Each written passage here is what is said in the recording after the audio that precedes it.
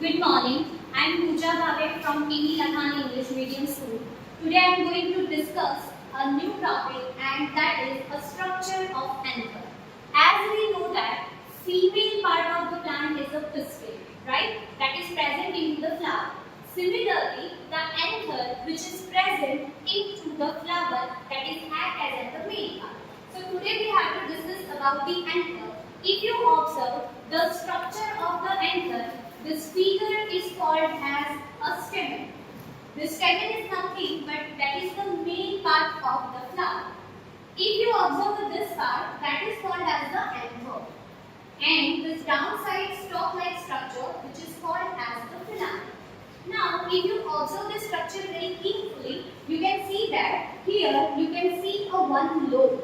So this is called as the lobe number 1 and this is called as the lobe number 2. So basically we can say that our anther is the bi-lobed structure.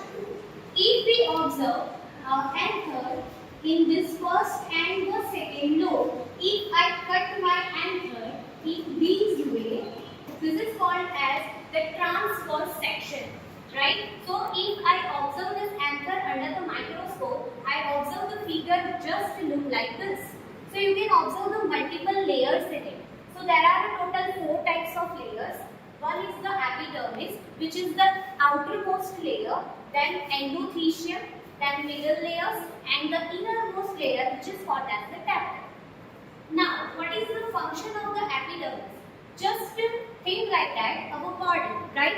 So outermost part is called as the skin, which provides the protection to our body. Similarly, this epidermis, which is provide a protection to the macrosporangium.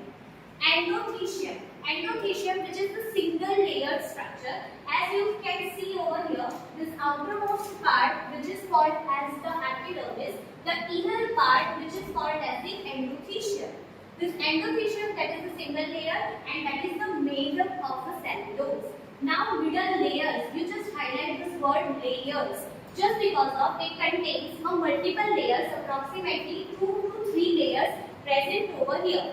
And these layers are degenerated when your microspores are converted into the mature form, and that is called as the polar layers. Here you can see and most important layer, which is the innermost layer, that is called as the tapetum.